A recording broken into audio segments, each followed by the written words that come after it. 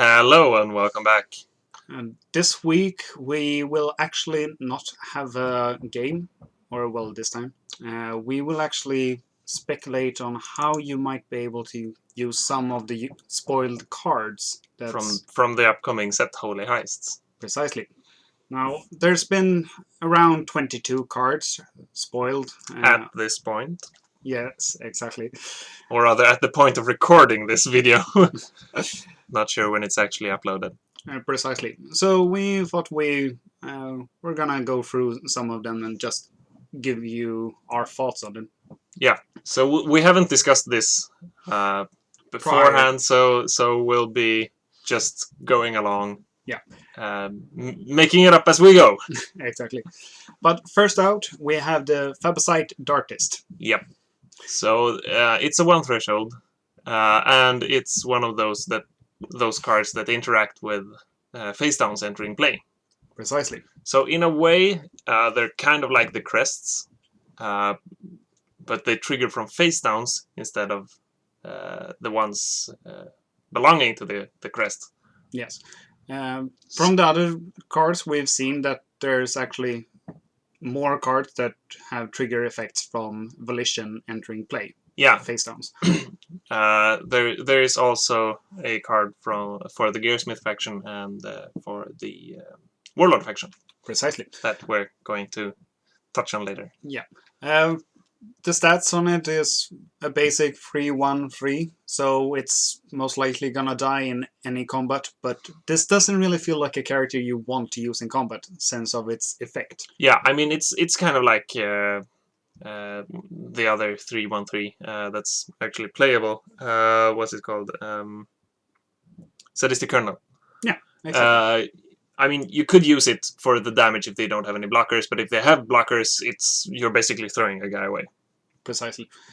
But the effect, as you can most likely see, it's when a card that provides volition enters play under your control. You may pick a character. If you do, that character loses 1 life this turn.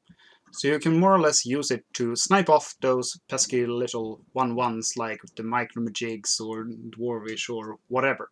Yeah. And just go ahead and ramp up your resources as well when you do it. Yeah. Also, in general, it combos with the rogue theme of lowering life to get them into kill thresh or rather kill range for cards like Strangulate and Impeccable Timing and stuff like that. Scrag. Yeah. Flavor-wise, I'm not really sure. Or well, it's a good card since it's Fabicite and they mentioned the tribe of Jerome. Also, part of the flavor text, 1 shot, 1 kill, no exceptions, is, if I believe correctly, from the movie Sniper. Yeah, I mean it's the 1 shot, 1 kill. It's a used line. We've seen it before. Yeah, but still, I like it. Yeah, I like it as well. Should we move on? Yep. The next card we have is the Akashi Coin. Yep. Which is a unique Akashic object and not Akashic coin. So there might be other Akashic it feels like there should objects. Be more if they actually say it's an object. Yeah, and the same goes with this one as the last one. It triggers from volition entering play, but this time under your opponent's control. Yeah, precisely. And that player may pay 2. If they don't, you may pay 1 and you draw a card. So technically, you prevent your opponent from actually really getting the most out of his face downs or, well, pickaxes or whatever, since they actually turn into volition when they flip down. Yeah, exactly. So I mean, if you just play a resource every turn, I mean, it might not be that bad to have your opponent pay 1 to draw a card. Obviously, in the long run, it will hurt you if you just keep on doing that. So you want to deal with it at some point. Yeah. But it really hurts you when you're like going for the combo type of thing and just give them like 10 cards right now. Yeah, precisely. That's not something you really want to do. Yeah, but here's something also that when this card comes out, something to keep in mind is at the start of your turn, if your opponent has this card, and you start by playing a resource, pay the fee before you restore. So if you start by playing a resource and you then get 2 or 3 free resources since you had 1 or 2 since the last turn, pay that fee and then restore, so that you actually haven't used any of your resources for this turn. Yeah. In general, I think this is a card that might see play in constructed decks. Obviously, it's another reason to include item removal, which I think you should anyway. But yeah, I think this is a playable card. I'm not sure it will fit in any deck. We'll just have to wait and see. Yeah. On to the next. So we have the Thebashite Bowlegger. And this is the Warlord equivalent of the Thebashite Dartist. Precisely. So instead of lowering life of a character by 1, this has that you can increase a character's strength by 2 for this turn. Yeah, since it's a Warlord character, it's obviously more aggressive than tricky. It has less strength, but it has more life, so it's actually usable in combat with small characters. Yeah, it can kill off weenies, and it can trade with stuff with 2 life. Precisely. Or 4 life if you play a resource in the same turn. Yeah, but I could actually see this actually being played late game, since if you have like 12 resources, that's 6 damage that you can just increase by playing extra resources when a character isn't blocked. Yep. Also, I think this card might be part of a combo kill. If you have some way of generating face downs and flipping stuff up and down again. Yeah, that's true. With, for example, the Delusive Strumpet Suit exactly. combo, you can use this to just buff a card to make it stronger. Yeah, just with your keep attacks. flipping down a bunch of characters. Yeah, I don't think this will enable any new combos. I just think this is a variation of a finisher. Precisely. For combo decks, which I think is fun. On to the next card. Yep, so we have the Thebashite Organist, the Gearsmith equivalent of the Bowlegger and the Dartist. Precisely. It's a very weak character. It's a 1/1/1, so it's going to be killed by almost anything. Yep, so it's the absolute weakest of the 3 cards. Definitely. It is the cheapest, though. It is the cheapest. This has that, like in all Gearsmith spirit, it lowers your numeric cost of the next card you play. So if you start your turn by playing a face-down resource, the next card you play will be 1 cheaper. Yep. So it might actually be quite nice, since starting turn 1 playing the Thebashite Organist, and then turn 2 playing a face-down resource, you can actually play a character for 5. Yeah, exactly. I think combine it with Leet and you're playing 6 drops turn 2. Yeah, that's true. I think... I mean, I can't really think of a combo where this is, like, super good. I think in the future, this might be a combo enabler. But it's definitely going to be used to get those fat Gearsmith characters like Chipping Container out turn 3 and such. I mean, it just opens up a little more to actually have those fat characters hit the board before Gideon and all its friends can kill you. Yeah. Also, one thing to note is that in multiples, this card gets kind of crazy. Yeah, that's true. Say you have 2 or 3 of this guy out. Yeah, that would more or less be you pay for play a resource or just flip anything down, and you can more or less just go ahead and play things for free. Yep, exactly. So I think this... In general, I don't think this card will be in, like... Well, this is a Gearsmith deck, so I'll play the Thebashite Organist. I think that this is a deck that will actually benefit from having the Thebashite Organist, so I'm going to put it in. And I think those decks will be kind of few. In the future, maybe a combo deck. At the current, I think this will be for casual decks, but I don't think it's that bad. No. It's not top tier material. Not yet, but I actually can believe that it might actually get a combo. I mean, yep. since it lowers the numeric cost, we all know that lowering numeric costs of things has always been something that's been leading into combos and research investment and such, Yeah. and infinite loops. Yeah. Actually, research investment didn't lower the cost of anything, but No, yeah. but you get the point. Yeah. Combos with them. Yeah. But on to the next. Yep. Here we have the Fabasite Temple. Yeah. So it's anything but inconspicuous. It's an Arcanist location, and personally, I giggled like a little schoolgirl when I saw the effect on this card. So you deplete it, and X is the number of volition you control, and you pay 10 minus X. And me personally, I have a tendency to play a lot of face down cards, like paying to actually get more face downs. So for me, paying 4 to play this out, and then just have my 10 volition and deplete it, and search for something really fast, like, I don't know, Godwing Thunderhoof. Yeah, I mean, once you're up, so you don't have to pay a ton for it, like 5 or 6. Once you get past the threshold for actually, so it gets cheaper to use. I mean, if you pay 3 to search your deck for a character that costs 7 or less, that's good. Yeah, it's very good. Although you have to be at 7 volition threshold. Yeah, it's fine, but the thing is, you don't play it. You put into play, so you don't really have to have threshold for the character either. That is true. But the thing is, the card enters play depleted. Yeah, so you can search for haste guys. No, or rather, you can search for them, but you can't use them to their full effects. But the thing is, if I use this, I'm most likely going to use it.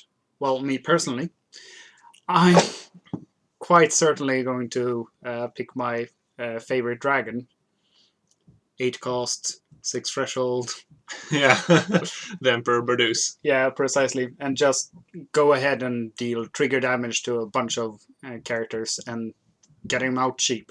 Yeah, I mean, I think in a way it's just like the barracks, but you have more control of it, but it requires more from you. So it's more of a late game card. Yeah, precisely. Your opponent will most likely have more answers to it by the time you play it, or rather by the time it's good. Yeah. I think this is a very interesting card. I think we'll set decks around it. I'm not sure they'll be that great. I think at some point someone's going to build a volition deck that's just outrageously good. Yeah. But before that happens, I think this card is mediocre and will be fun in many decks. Yeah, I'm most likely only going to play it since it's fun, because to be honest, kudos to those guys that made it. I think that it's really balanced from the fact that the character enters play depleted.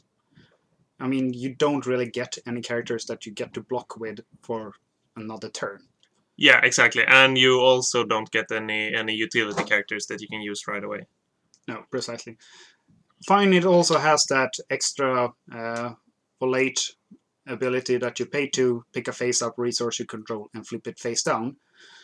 But personally, to me, it doesn't When really would matter. you ever do that? Yeah, precisely. You lose you lose threshold. Yeah, but at the same time, if you, I mean, the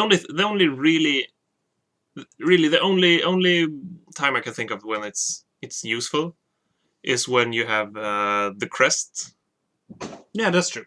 And you flip them down. Or rather, you get to trigger the crest and then flip the resources down. Yeah, but you could also have any of the other of the Fabasite dudes. Yeah. You pay 2, and instead of paying 4 to actually play a resource, you just pay 2 flip face-up cards you have, and well. Yeah, but then you have to have played them face-up first, and whenever you play a card face-up, you will always have a good reason for it. Most likely. Like needing the threshold. Yeah, precisely. But I do like that it's rare. It's not gonna be present that much in drafts and such. Yeah, I mean, in limited, this is going to be the bomb. Precisely. Because even say you have like 5 threshold volition, you're going to pay 5 to search for, say, a war beast. Yeah, precisely. You'll just be spitting out guys. So it's crazy good. They're gonna be fat. Yeah. On to the next. Yeah. The next card we have are the Horns of Fabash. Badass. There's a lot of Fabash cards Yeah. that's been spoiled. So we're getting a feeling that this set will have a lot with the Fabash people to do. Yeah. And I like this card since it's a gear, it's kind of cheap, but it also adds a little extra. I mean, it's a common. Yeah. And it adds a little extra. I mean, if you have free volition, which you most likely will have in this set, since it seems like you don't really need that much threshold. Yeah, and you also want the volition. Precisely. You will get a character that has an extra life and 4 more damage. I mean, put that on any micromajig and he swings away for 5 like a dying hero. Yep. And, well, he's not dying, so he's better than a dying hero.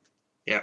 I mean, I think this might even be good for constructed, for a very certain type of deck, the unpickables with gears.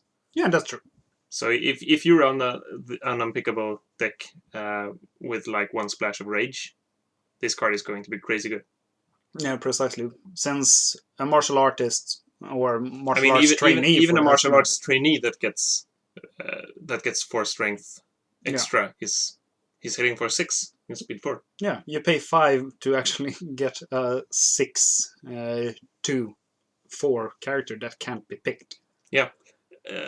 In this case, you're obviously straying from the Dude Maker version, but say you're not playing Seed, for example. Yeah, that's true. You don't have access to it anyway. Yeah. So I think this might be played in, or rather, I think this will be played if the Unpickables stay as a competitive deck. I think this card will be in it. Yeah, I think so as well. And also, I'd like to give a shout out to Godfrey Escoda for actually doing the artwork for this card. I'm a really big fan of all the artwork he's done for the spoiled cards. They're really great. Yeah. On to the next. Yep. Here we have Crackle. Snap! He seems to have something to do with Snap. Yeah. Most likely since they seem to be in the same basement. Yeah, and also the Snap Crackle, so I assume there will be a pop later. Yeah, I'm guessing that. But I like this card's effect a little more than Snap. Fine, Snap will most likely survive anything, but if damage is inflicted to this card, you put that many micromagic tokens into play under your control.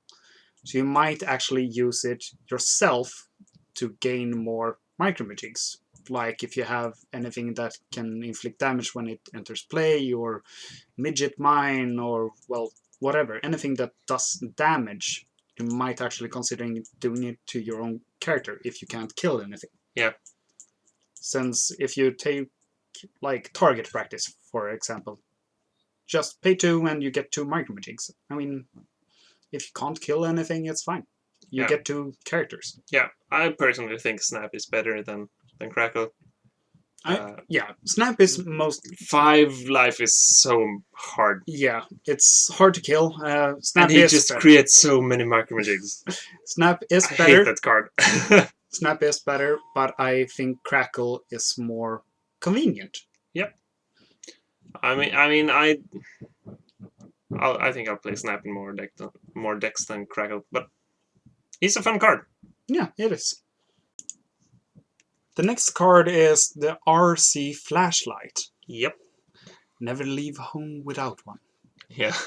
So this card cannot be blocked, and it can block covert parties. So it's gonna be fine to block, well, most covert characters, since most covert characters doesn't really have that much strength. Yep. And one thing to note is that this is probably the cheapest entirely unblockable card. It does only have the 1 strength. So you need to buff it. Yeah. In some way. Again, I think this might be playable in some decks. Yeah. I mean, during Limited, playing that and the Horns of Fabash, it's a nice combo. I mean, pay 5 for an unblockable character that swings away for, well, 5. Yeah. It's a little bit stronger than a covert character, but I mean, not much actually. I think in limited, I think this is kind of a weakish card. It's good against the 2 strength 1 life covert guys. But then, I mean, unless you have some way of buffing it, which I think will be mostly constructed, I think this is a pretty mediocre card. Yeah, most likely why it's common. Yep. On to the next. Yep. The next card is the Defalcating Accountant. skimming off the top. Yep. I just love this picture. Also, Godfrey's Coda. Yeah, and I'm not going to try to read the flavor text on the bottom. Yeah. Either way, when it's restored, you may draw a card. So it's like a snap for Banker. Yeah, or a Lugubrian Poacher, and what's the other card? Well, either way, I know there's another card. Yeah, or maybe I was thinking of Snap. Either way, it lets you draw cards. Yep. Typical Banker, it's a common card. If you get it during the draft and you actually play Banker, you're definitely gonna play it. Yeah, Since I mean, it has the same stats as the Lugubrian Poacher. I think the Poacher is a bit stronger since it's mainly its effect is to deal damage basically, since he turns into covert, and you can most likely, if you play him on turn 1, you'll most likely be able to attack with him turn 2. It doesn't matter if they block or not. For the rest of the game, he'll just be attacking and restoring to make sure that he stays covered. Yeah, precisely. While this one is harder to deplete without him dying. Yeah, which is annoying, but since he lets you draw a card, it's always gonna be, well, a positive thing to attack with him if you know that he's gonna survive. Yeah, I mean, I think for a a common, playable in limited. Yeah, definitely. Constructed? No, never. Next? Yep. Here we have the Sneaky Sarko. Such Yep. a beautiful way to die. And actually this card hasn't been spoiled all the way. So all we know is that it costs 1 and it's a 1/1/4 with 2 deception. And when it enters play, you may flip a coin, and if you win, you put a token on it and it gains coverage. Now, I'm a little curious on what the effect might be. Yeah. I mean, obviously the effect has to do something, because otherwise it would be a very, very weak card. Yeah. My guess is... We got some hammering going on in the background. Yeah. My guess is... Well... They haven't really just removed it, so it looks like you pay something. So I'm guessing that you might do something with the token or something. Yeah, I mean Yeah, I'm not even sure. I don't know. This card looks weak to me.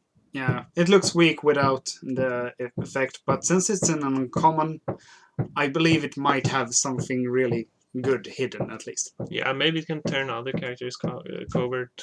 Maybe it has a way of gaining tokens, but then... Gaining tokens would actually be, well... But then it would have to do something else as well. Yeah.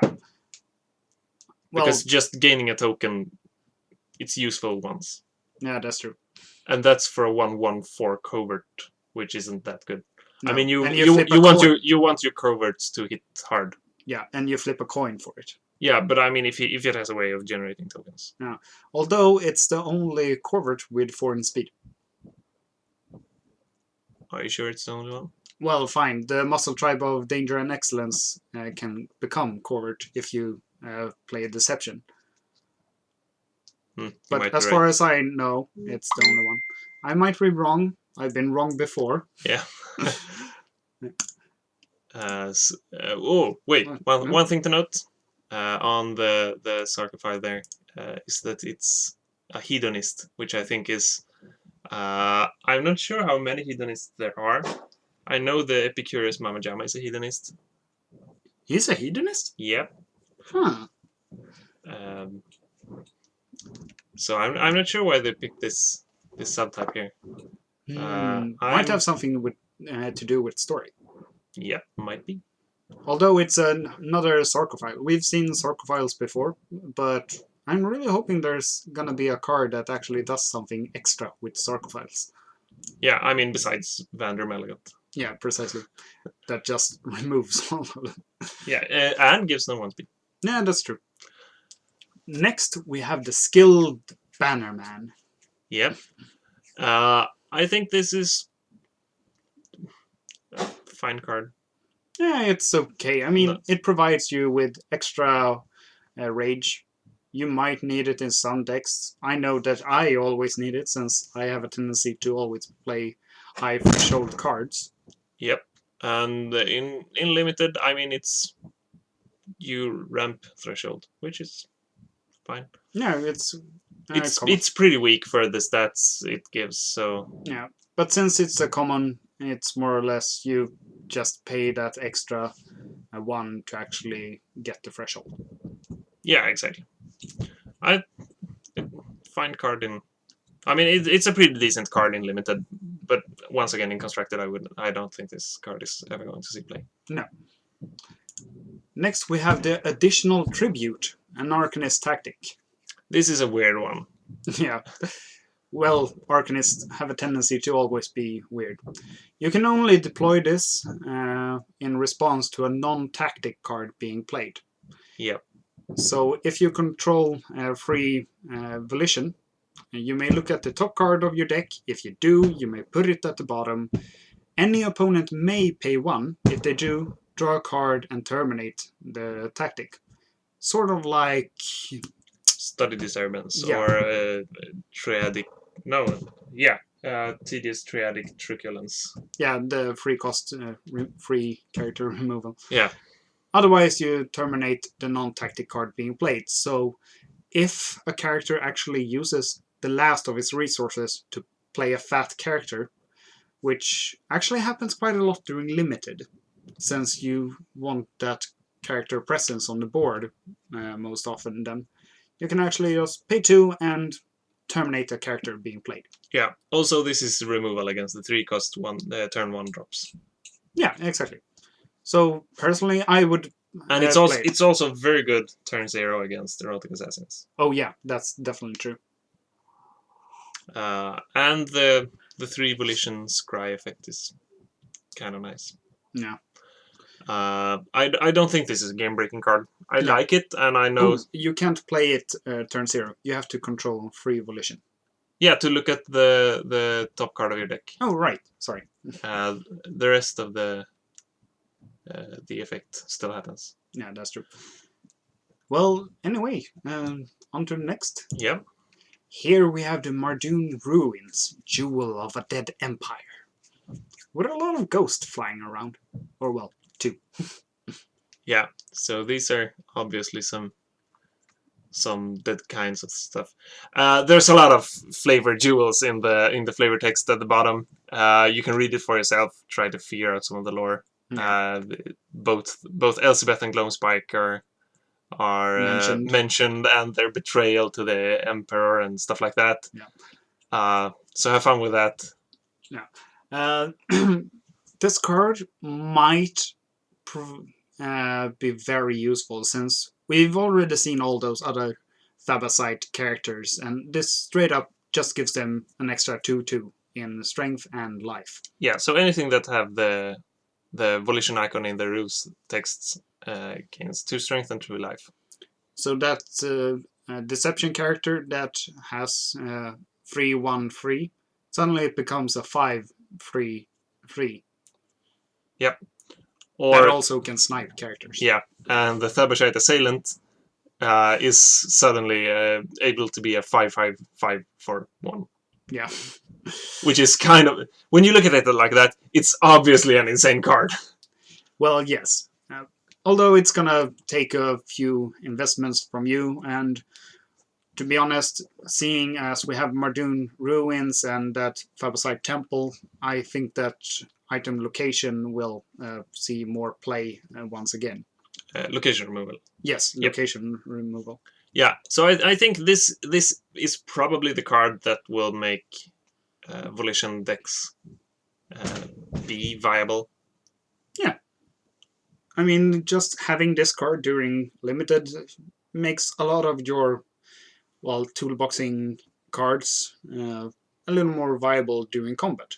Yeah, and also worth to note is that a lot of the common cards are actually having the volition icons in the rule texts. Yeah. So I think this in limited it will be a good card. In constructed, I think we might see some kind of aggro, kind of pushy volition rush types of deck.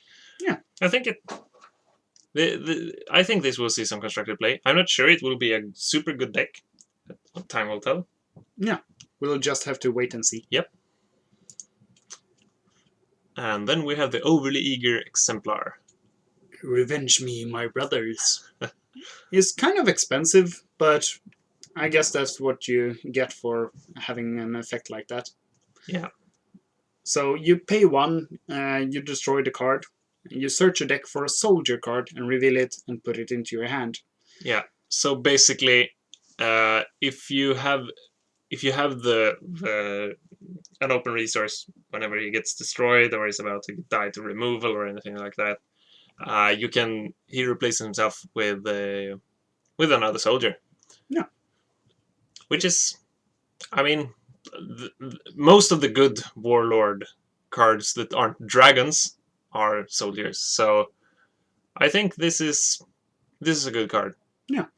I mean, it might see some play since you can do some sort of combos with it, or otherwise it's just, I pay 1 extra during a draft or something to just search another one or search, well, whatever. Since you get the card to your hand and not top of your deck, it's a big difference. Yeah. I don't think that this card will see much constructed play until there are more soldier, or more cards that interact with the soldier subtype. But in limited, I think this is a very good card. Yeah. Also, I do love the flavor text. Yeah, a lot of the flavor text in the game is very, very good. This card actually has one of my favorite flavor texts. So yeah. On to the next. Yep. Here we have the Warehouse Sentinel. He ain't got time to bleed. We all know, or well, most of us know that there's always been the Dock Sentinel, right? Yep. Do you remember what his stats were? I think he's a 7/4/4. He's at least fat, and he costs 7. Yeah, I'm not sure. He might. No, he costs 7. So I don't. I think he's a 5/4/4 actually. Oh, Now either that I way, think of it. this guy is kind of fat, or well, kind of. He's really fat. I mean, 6 strength and 5 life and 4 speed. Having that extra speed makes him almost, well, immortal in combat. Yeah, and with 5 life, there's not much killing him. No, I mean, he can't be killed by Strangulate or any of the older removal cards. I mean, Scrag needs at least 5 cards in discard pile to kill him. Yeah. So I mean, you know, the rogue removals, unless you lower his life first. Yeah, that's true. But same thing with the warlord removals. Most of their removal is damage based. Yeah. So he's kind of hard to kill. Although you play this character for his effect, or his recurve, more or less. I don't really agree with that one. I mean, well, he's fat, but yeah. Yeah, so the thing is, either you discard him to something like a Fired Hand or what's he called? The Thief Doyen, or something that just put him in the discard and use him as a removal. Yeah. But in limited, I think you'd actually play him because he's a big character, and Well, once yes. they get rid of him, he's also a removal. Yeah, that's what So I meant. So they don't want to kill him. Because They want to either remove him from the game, or just let him live. Although letting a character with 6 strength live, it's gonna hurt in the long run. Yeah, so in a way he's kind of like a more expensive Deadly Striker in that regard, that he draws out the same kind of removal. Yeah. I think this... I mean, I think he's a good card in limited.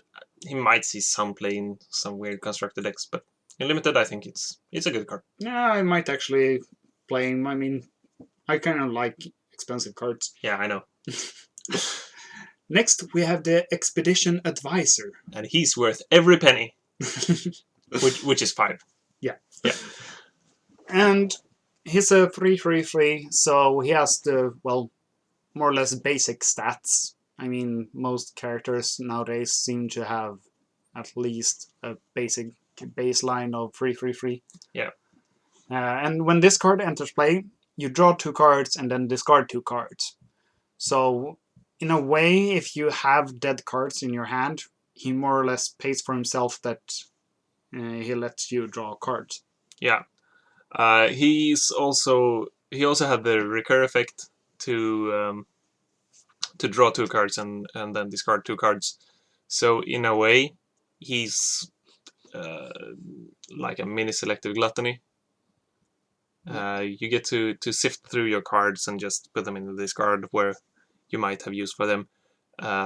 In the dredge kind of decks that I know some people have been experimenting with, I think this card is very, very good. Yeah, it's super good. It just helps you accelerate to the point where you want to be.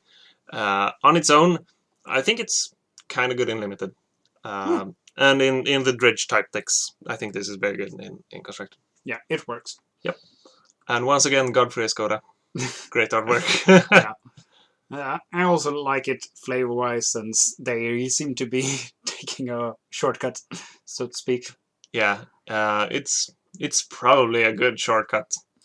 Also worth to note is that this seems to be the expedition from the Expedition Endeavor, which includes, among others, the Lugubrian Poacher, and the Opportunistic Pirate, and the Most Strategist. Precisely. So, wonder what they're up to. Hopefully we'll find out. Yeah. Next, we have the Loyal Companion, Joe's right-hand Mao. It's a free-cost character with 2/2 free. So it's actually one of the first Mao characters that's actually a rogue character. Yeah, I think it's the first Mao character that's not a banker. Yeah. No, wait. Isn't Padamos a Mao? He might be. Well, I mean, I think he's a Greater Mao, according to the lore, but I'm not sure that his subtype is Greater Mao. Either way, it doesn't matter. This is a rogue character. Yeah, rogue character, and Loyal Mao is a tactical character as well. And me personally, I always like that rogue gets tactical characters. It gives them that extra edge during combat. Yep. And it also has some nifty effects that you can use while it's not in play, which is very interesting. Yeah. So first off, it has the Helping Paw. So you discard it from the Loyal Companion from your hand. You pick a character that is blocking or being blocked, preferably one that's yours, and then you pay 4. And you buff the card, or rather the character, with 3 strength and 3 life. So most likely you're going to save the character. Yeah. It's like... What's it called? Or kill your opponent's characters. Yeah, precisely. So flavor-wise, it works with the picture and everything. Yep. And then there's 9 lives. Yeah, the second ability. Use this only if this card is in your discard pile. You pay 5, and then you put this card into play under your control. Yeah. So you get to use the Helping Hand only once, but you get the 9 lives to basically play it from your discard pile. Yeah. So you can more or less just keep paying it until the character has been removed from the game. Yeah. I mean, it's kind of expensive, or at least that's what you think at first. But then you realize that once it's in your discard pile, you don't have to pay anything to draw it. No. So basically, you're playing it for... it's similar to a character costing 2. Yeah, that you play from your hand. Yeah. So I think this card will be very, very annoying. Yeah, definitely during limited. Just having that character that will keep seeing play and not losing those 45 cards that you actually have in your deck. Or, well, 44. Yeah. I'm not sure this is a constructed viable card. No, not really. It doesn't really have the stats for it. Yeah, I mean, it obviously it depends on what the format is. If we move on to unlikely heroes block kind of constructed thing, I think it might see some play, because the shade and what we've seen from Holy Heist doesn't really have the same power level as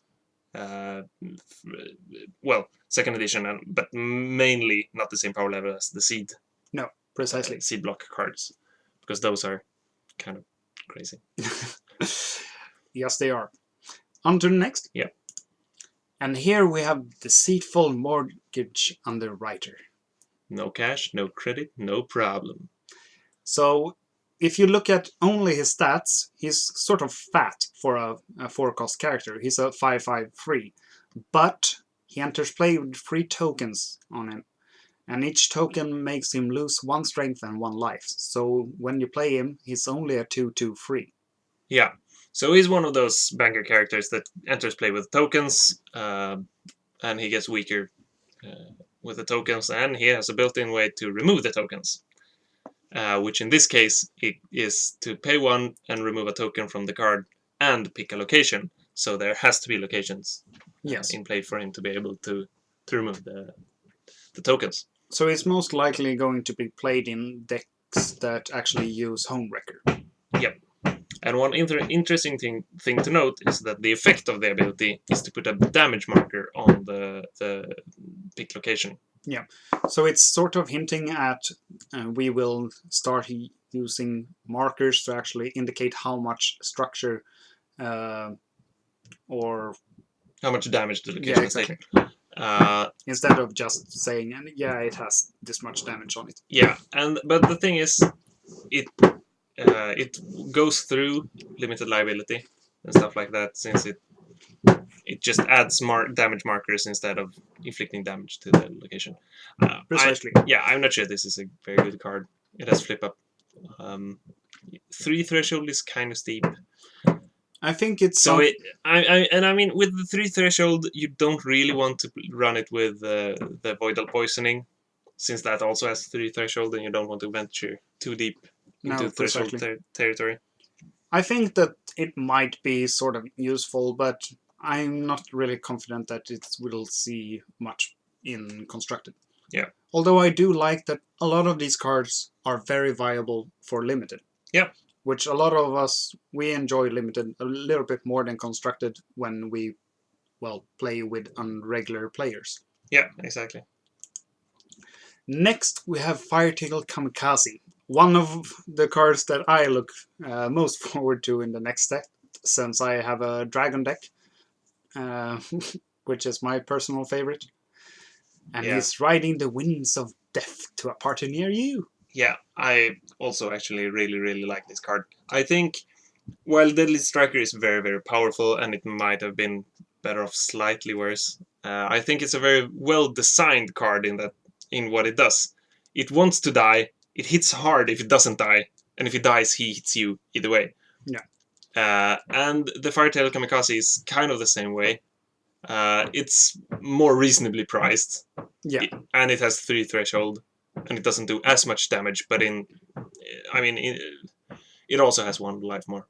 Yeah, but the thing with Firetail Kamikaze is when it enters play, you can pick a character and inflict 3 damage to it, so it's trigger damage. Yep. So when he enters play, you're going to do 3 damage to whatever you damn feel like. Yeah, so the enters play trigger is a slightly stronger version of the Dragon Archer, which is very strong in itself. Precisely. But the thing is, personally, when it leaves play, or when it's destroyed, leaving play is a whole nother story. Yeah. Getting the option to actually pick if you want to inflict damage to a faction or location, to me, I feel that's a little bit better than the Deadly Striker. Yeah, since, I mean, it's more versatile, at least. It's more versatile, and you don't really care sometimes if your opponent takes extra damage if he has like 4 gold summits out. Yeah, exactly. So just getting that option will help you quite a lot. But he's definitely going to be included in a lot of Warlord decks. Yeah, I mean, with Deadly Strikers, the Fire Tender Kamikaze, you're going to have a lot of burn decks out there. Yes. So I'm sort of worried how that's gonna pan out, but I'm interested to see how it will end up. Yeah, I'm one of the few people that think burn is kind of interesting. But I know I'm in a minority here. But still. Yeah.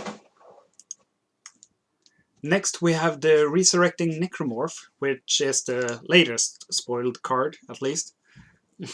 Wait, stop calling me Daisy flavor text. Yeah, it's probably a hint that the Driving Miss Daisy, it's a movie. Precisely. I'm not really sure how I feel about it. It's a character that pops up into play whenever another character enters your discard pile from play. So more or less, if you have a few of them, you can just keep popping them up into play. Yeah. So this will kind of be an annoying blocker. Although it's entering play depleted, but still, it's still gonna be there on the field cheaply almost every turn as long as you have more of one. Yeah, and even if you like do something like play an Field wipe, and then another character dies and you get 4 of them back. Woohoo! Yeah. So they're definitely going to be annoying, but I don't really see them in other decks than stall decks. Yeah, I agree with that. I think in limited it will be very good though. Yeah, I'm definitely agreeing with that. If you go the banker route, since it's a three threshold card. Yeah, precisely. Next, we have the Bewilder Beast. Yep, it's a moose shark barapede. It looks really creepy. Yeah, obviously. And it's bewildering. I think this kind of captures the essence of what the Arcanists actually are doing. Yeah, they're doing weird stuff. And, well, you pay 5 for it. It has the standard 2 threshold. It's a 3/3/3. So you don't really play it for the stats. You play it for the effect. Yeah. Which is, when an opponent discards any number of cards, this card gains X strength and X life this turn, where X is the number of cards discarded. So in a way, it's like a reversed Gold Summit. Yeah, in a way. Yeah. I mean, if you play this and play Violating Ritual? No? Violating Ritual makes your opponent discard 2 cards. Yeah. But just playing anything that discards more or less just makes him a little bit bigger. It's not much, but it might be fun. I mean, it's a common, so you will play it most likely during limited if you play other Arcanist characters. Yeah, and once again, I don't think this is a constructed card at all. But I think it will be fun in limited. Yeah. I like that you actually get the feeling that they've really put in some effort into making limited a little extra. Yeah. He does fight very well against the Flax and Scale Dragon. That is true. He does. Since he discards cards to get stronger. Precisely. And next we have the Guard Force Aggro Magic. Yep. Another card that can attack even if it hasn't been in play since the start of your turn. Yeah, I actually really like this card. It's a 0/3/3 that can attack, even if it hasn't been in play since the start of your turn. While it's depleted, it gains 2 strength. So while he attacks, he's a 2/3/3. While he's not attacking, he's a 0/3/3. Yeah. So you can use him to block, but he's not gonna do any damage. Yeah, exactly. He does have the 4 threshold, which is kind of steep, especially if you're not playing with Seed. But he only costs 1, so he's a surprise sneak attacker. Yeah, I mean, if your opponent only has like 8 life left and he's all depleted, and you get that last Elitist, you pay 4 to play it, and you have 4 left, and just bam, bam, bam, bam. Yeah, and I you mean, swing away. I love this card. I think it's super fun. Yeah, I mean, it's quite versatile. It's just a shame that it has 4 threshold. Yeah. Although, for its effect, I mean, just throwing on the Horns of Fabash or whatever on it, it makes it quite dangerous. Yeah, I mean, basically you're paying 1 plus any buffs. Yeah, precisely. And to pay 1 to get a haste character, I mean, pay 1 and just juice Dragon Juice on it. Yeah, I think this might even be constructed viable. But that's... it also is referred to as the Teller of Death. Yeah, it's kind of cute that way. Yeah. But I do believe that's all we have actually been spoiled until now. Yep. So until next time, Have fun. play spoils.